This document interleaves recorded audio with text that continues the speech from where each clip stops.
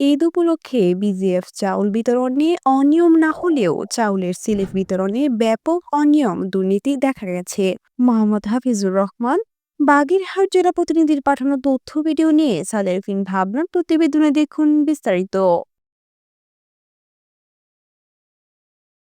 বাগেরহাট জেলার ফকিরহাট উপজেলার ফকিরহাট সদর ইউনিয়নে সরকারের ঈদ উপলক্ষে বিজিএফ চাউলের বিতরণে কোনো অনিয়ম দেখা না গেলেও ওয়ার্ডে সিলিপ বিতরণে ব্যাপক অনিয়ম ও দুর্নীতির অভিযোগ উঠেছে।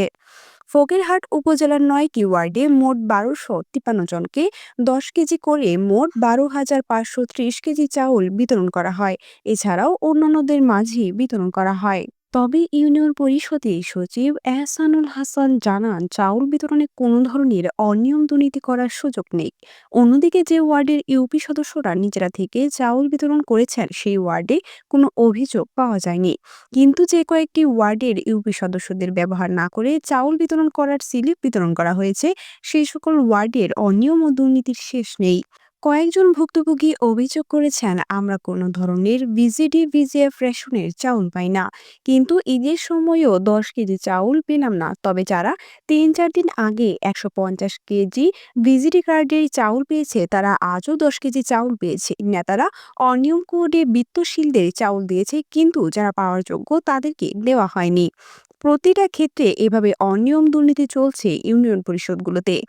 ইউপি সদস্যের কাছে জানতে চাইলে তারা বললেন, আমরা মাসিক ভাতা পেলেও কোনো ধরনের কার্যক্রমে আমাদের ব্যবহার করছে না, এটা আমি জানি না এবং কোনো মন্তব্য করতে চাই না।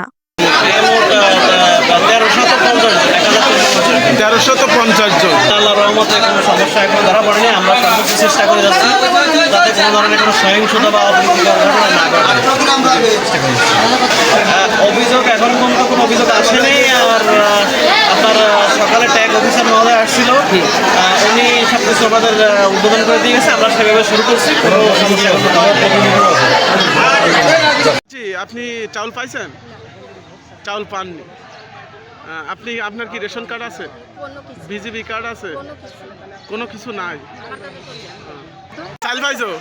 না, বিজিবি কার্ড আছে? কিচ্ছু নেই ভাই। রেশন কার্ড আছে?